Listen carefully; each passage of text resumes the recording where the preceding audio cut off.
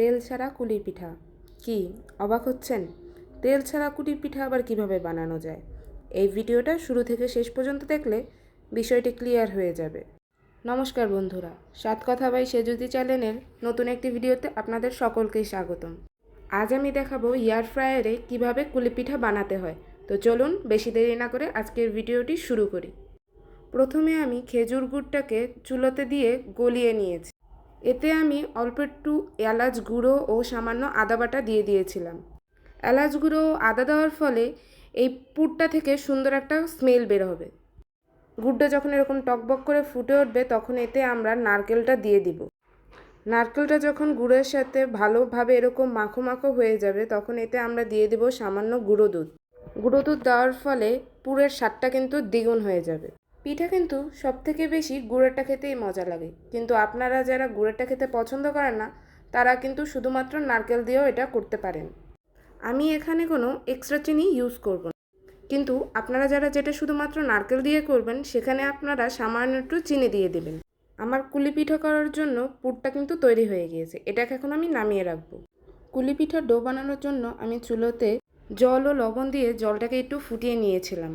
জলটা যখন এরকম টকবক করে ফুটে উঠবে তখন এতে আমরা দিয়ে দেব ময়দা। একটি লাঠির সাহায্যে ময়দাটাকে জলের সাথে ভালোভাবে মিশিয়ে নেব। জলের সাথে ময়দাটা ভালোভাবে মেশানো হয়ে গেলে এটাকে আমি কিছুক্ষণের জন্য ঠান্ডা করে নেব। এটা যখন হাতে সহ্য করার মতো ঠান্ডা হয়ে যাবে তখন এটাকে হাতের তালু দিয়ে প্রেস করে করে সুন্দর মতো ডো বানিয়ে নিতে হবে।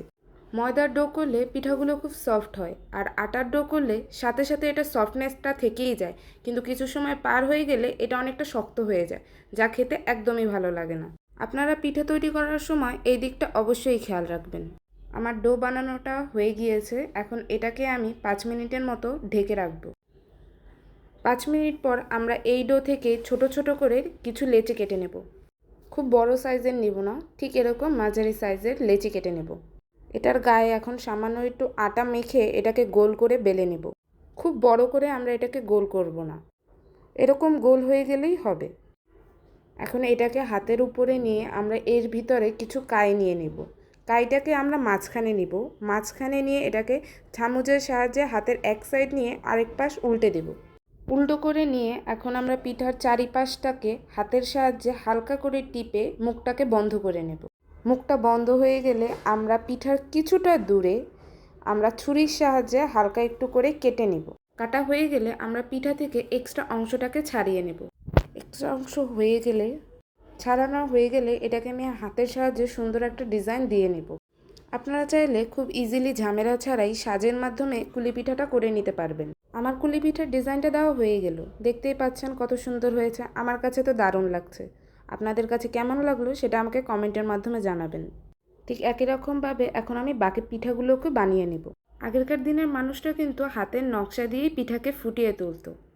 আমি তো হাতেই ডিজাইন দিলাম, আপনারা কিভাবে বানান সেটা কিন্তু আমাকে জানাবেন। পিঠা বানানো হয়ে গেলে এয়ার ফ্রায়ার বাক্সটাকে বের করে আমি পিঠাগুলোকে সুন্দর করে সাজিয়ে সাজিয়ে এর মধ্যে দিয়ে দেব। আমি কিন্তু ভিডিওর শুরুতেই বলেছি আজকে আমি কুলি পিঠা তেল ছাড়াই করব। পিঠাগুলোকে সুন্দর করে সাজিয়ে এখন আমরা এটাকে ভিতরে ঢুকিয়ে দেব। ভেতরে ঢুকিয়ে আমি 20 মিনিটের মতো সময় এবং 180 ডিগ্রি সেলসিয়াসের হিট সেট করে দেব। 20 মিনিট সময় হয়ে গেলেই একটা বেল বেজে উঠবে। বেলের আওয়াজটা দিয়ে দিলেই এটাকে আমরা বের করে ফেলব। দেখুন কত সুন্দর দেখাচ্ছে। হয়ে গেল আমাদের তেল ছাড়া কুলি পিঠা। আপনারাও এরকম কোনো ঝামেলা ছাড়াই এবং বিশেষ করে তেল ছাড়াই বাসায় তৈরি করে ফেলতে পারবেন কুলি পিঠা। তেলে ভেজে খাওয়া কুলি পিঠা আর না, বাসায় তৈরি করে ফেলুন তেল ছাড়া কুলি পিঠে। ভিডিওটি ভালো লাগলে লাইক ও শেয়ার করে দিবেন। আর যারা এখনও আমার চ্যানেলটি সাবস্ক্রাইব করেননি তারা এখনই আমার চ্যানেলটিকে সাবস্ক্রাইব করে ফেলুন, যাতে আমি যখনই আপনাদের মাঝে মজাদার কোনো রেসিপি শেয়ার করব তার নোটিফিকেশান যেন প্রথমেই আপনাদের কাছে যায়। আজকের জন্য এতটুকুই। দেখা হবে অন্য কোনো দিন নতুন কোনো রেসিপি নিয়ে।